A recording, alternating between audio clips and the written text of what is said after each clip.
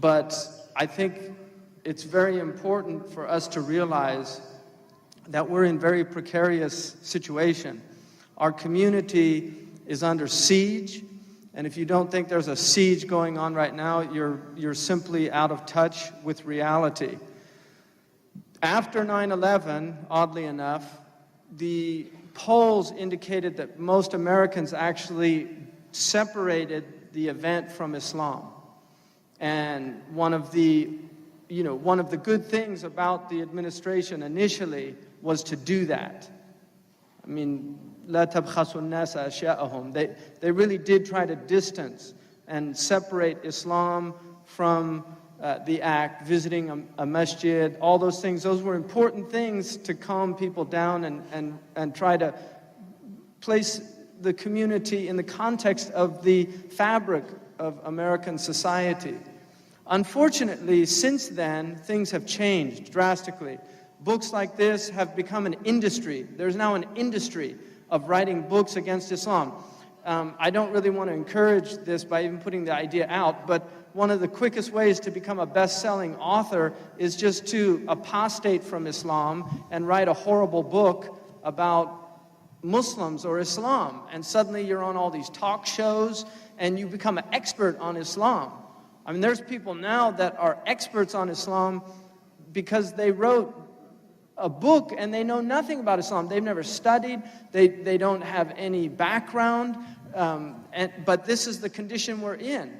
And taking people who have apostated from Islam, who've left Islam, and putting them forward as people to attack Islam is a very clever strategy, because you can just let them do the dirty work. It's like having, the Conservative Party loves nothing better than African American conservatives, right? Because traditionally the African American was a completely democratic caucus. Now you're getting African American conservatives, and the Democratic Party really likes to put them forward. So, and that's because, well, you see, I mean, the party, we're inclusive. We're a party of the people, etc., etc. So it's very good to use people that create this pattern disruption. Oh, well, if these Muslims don't even like their religion, that must be a bad religion. You see, and that's what they do. So the most recent one is this poor Syrian lady who's come out and attacked Islam. Now, one of the results of that is, in a recent Gallup poll, over 50% of Americans polled, when asked, what do you like about Islam?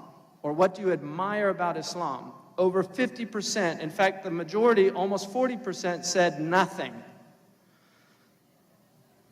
And the others said, I don't know.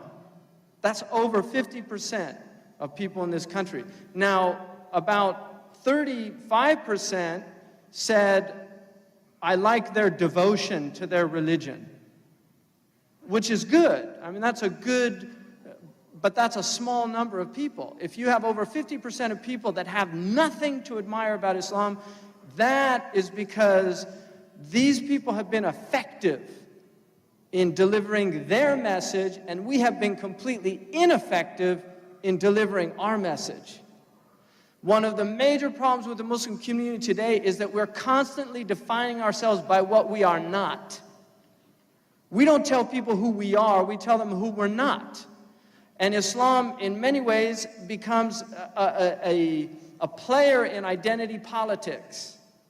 There are Muslims that define themselves vis-a-vis the kafir. I'm not a kafir.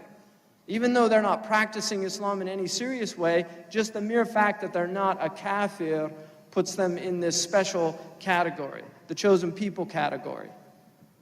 You see, so that's a problem. But then we're not constantly telling people we're not terrorists, we're not this, we're not that. Well, when you're under siege, defense is a natural response. So we have a very serious problem in this country, and believe it or not, the problem is worse in Western Europe. So if you think it's bad here, it's worse in Western Europe. It's in France, in Belgium. They're now having tests in Germany where the homophobic tests for Muslims, if you don't pass them, they're not going to give you residency. to see how whether or not how you feel about homosexuality, how you feel about this, that, or the other. I mean, these are realities. So we're moving into this inquisitorial period where people, their basic patriotism is challenged, you see, and there's a big difference between patriotism and nationalism.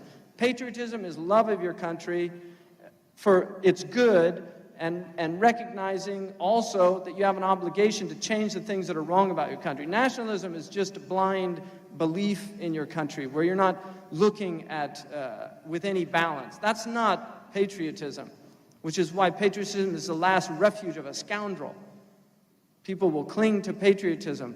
One of the things in this country, our community has failed, and I include myself in this, and I'm sure Imam Siraj and others, I don't want to speak for them, but I think I know them well enough to say this, that in previous periods, when I first started speaking in the early 90s, and that our discourse was not balanced.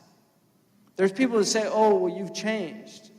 But if you see a tree when it's young, when it's just sprouting out, and then you come back years later and the tree is full grown, or it looks different. It's not the same. You could say it changed, but that's a natural evolution of a tree. If you're staying the same, something's wrong. You're not alive. You're dead. You should